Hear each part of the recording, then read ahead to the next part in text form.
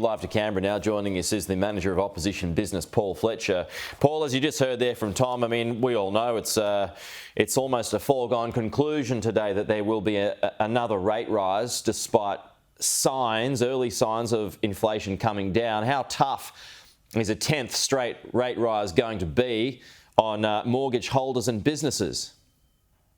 Morning, Pete. And yes, clearly we've seen already 9 consecutive interest rate rises, a 10th widely expected today, decision for the independent RBA, of course. But this is putting very considerable pressure on Australians' cost of living. We've seen reports over the last couple of weeks from agencies, organisations like Food Bank and Lifeline of increasing requests for help.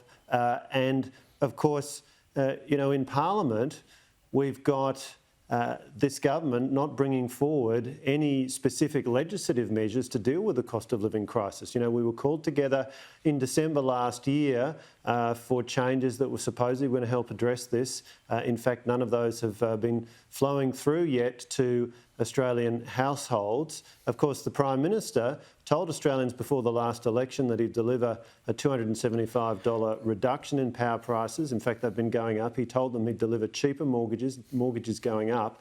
So we have a cost of living crisis, and we don't seem to have a plan from this government to deal with it, and it doesn't seem to be a central focus for them in terms of the measures they're bringing forward in Parliament. Which measures would you like to see brought forward, and which measures would you support then?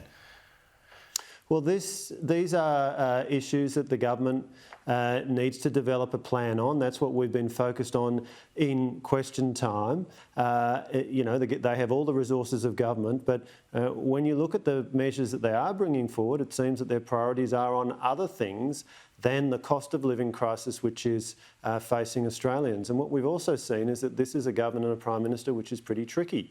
The Prime Minister told us before the last election that he did not have plans to increase taxes on superannuation. Last week, of course, we saw a new tax on super, and one of the things we've been pressing on in Parliament is the details of that, because we were told that it would affect 80,000 Australians. They admitted in Parliament yesterday, in fact, 10% of Australians. We were also told before the last election by the Prime Minister that he would not be not going back to increased taxes on franking credits after Labor's attempt to do that in the lead up to 2019 election. Well, today a bill will be introduced. I will get to that into a moment, but just back on cost of living. If the government doesn't have an answer on short-term measures regarding cost of living, do you, as opposition? Well, we're the opposition. It's the government's job to deal with the cost of living crisis. Now, have you got any ideas, any proposals that you want to put forward? The Prime Minister told Australians before the last election that they would be better off under a Labor government. He told them there would be a $275 reduction in power prices. Yeah, I got all that, but what ideas do you have to bring down cost of living? The government has all of the resources available to it, of the Treasury, of all the other extensive resources within the bureaucracy. What we need to see is a government which is focused on these issues, and we will do our job of holding the government to account. But it's no answer for the government to say, oh, well, we don't have a plan, so the opposition needs to come up with one.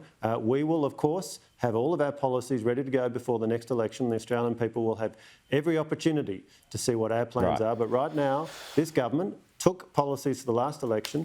They're not working, or they're not being delivered on, or they are breaking their promises. Do you accept another rate rise is better than untamed inflation? What I accept is that the Independent Reserve Bank has a statutory charter and it needs to deal with these matters. Inflation, as the Governor has said, is a very, very significant challenge. We have seen over recent weeks Labor MPs, even the Labor Assistant Treasurer, undermining, criticising the Reserve Bank. The Reserve Bank has a difficult but important job to do. That's why. But it would be worse, right? Reserve Bank. If inflation is not controlled, things would be worse. Inflation is a very bad thing, and it has effects right throughout the economy. It affects. It has very wide impacts. That's why Australia and many other countries have given the central bank independence and given it a clear statutory mandate to maintain inflation within a statutory band and we've seen episodes of inflation in the past which are very, very damaging. So the Reserve Bank has a very important job to do. Okay, now you mentioned franking credits. The government will introduce changes to franking credits today. It's expected to deliver almost $600 million in savings. Will you support it? Well, again, the Prime Minister, before the last election, said that they were not going to Labor would not be making changes to franking credits. This followed the 2019 election, where under Bill Shorten as opposition leader, Labor took forward a plan to dramatically attack franking credits. Now, the government's own analysis says that franking credits go to super funds. They are a component of the retirement incomes of many Australians. And so this is another broken promise, as the Shadow Treasurer Angus Taylor has been making the point. Again, he didn't take any. He said no changes to franking credits to the last election, but after the election, can you then make changes to franking credits? Well, when a political party, in this case the Labor Party, when a politician, in this case Anthony Albanese, goes to an election saying we will not be making changes to franking credits, in response to questions, given that this same party had proposed very extensive changes to franking credits ahead of the last election, when that's what you've said to the Australian people, then again, it's incumbent on you to maintain that promise. This is a Prime Minister who's shown himself to be very tricky. He promised a reduction in energy prices, he's delivered the opposite. He promised cheaper mortgages, he's delivered the opposite. He promised no taxes, no new tax on superannuation. He's just announced a tax on superannuation. He promised no changes to franking credits, and now we know that the government is introducing legislation that will raise more taxes from franking credits. This is a very consistent pattern from this Prime Minister. Just a final one here, and a lot of this goes over people's heads because understanding franking credits can be very difficult, but as far as I understand it, the legislation will prevent dividends from capital raisings being frankable, and plus there will be new laws regarding off-market share buybacks. Is there any room to move there at all, or is it just a no from you that shouldn't be touched?